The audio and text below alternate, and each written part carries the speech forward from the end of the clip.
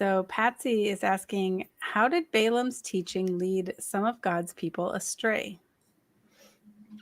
So, Patsy, that's a really, really good question. And I'm going to give you a very simple answer because it's kind of a long story and I don't want to go into every little detail. But basically, Balaam is a character we see in the Old Testament in the book of Numbers. Most of the story is in Numbers chapter 22. And so it's basically where, Balaam was asked, to curse God's people, but he refused. But he did give Balak, who was trying to bring a curse upon God's people, he did tell him something that was not good. And so basically, you see even the story of Balaam in the New Testament as well, in the book of Second Peter, um, uh, chapter 2, verse 15, as well as in Jude and in Revelation. They make an allusion to that as well. They make a reference to basically what was going on. And I really like the way it's stated, I think best in the book of Revelation, chapter 2. And so that's just going to be my simple answer for you tonight.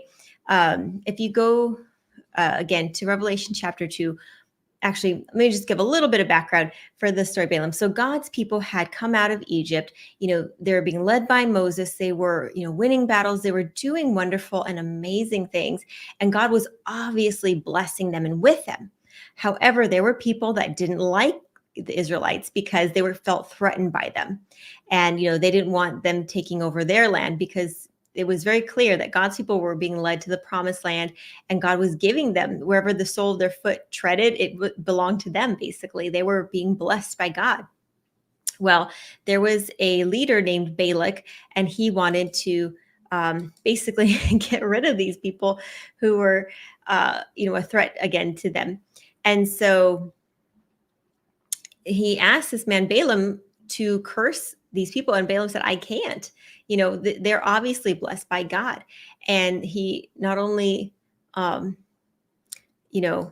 didn't curse them, he ended up speaking a prophecy and blessing them.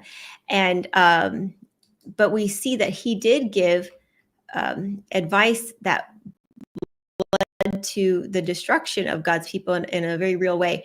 And again, what that advice is in Revelation chapter 2, verse 14. He says, where Jesus is talking about a church, and he says, I have a few things against you because you have them that hold the doctrine of Balaam, who taught Balak to cast a stumbling block before the children of Israel, to eat things sacrificed unto idols and to commit fornication.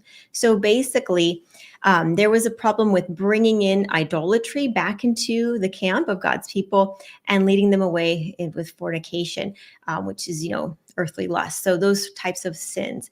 And so those are the main things that I would say was Balaam's teaching that led some of God's people astray. Led actually a lot of God's people astray, because when you bring idolatry into people's lives whose lives are meant to worship the true God, and you start bringing in false doctrine, even a mix of the two is going to lead to destruction. You can't have, just like God says, you can't serve two masters.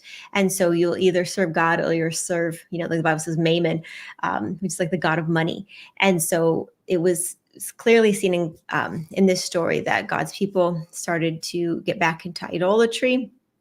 And they started marrying people who were from other nations. They started committing adultery. They started having sexual sin. And that will always lead somebody astray as well, because if you're giving into your flesh, it just leads to more and more sins. So that would be my simple answer to you, as you see in the book of Revelation chapter 2, verse 14. So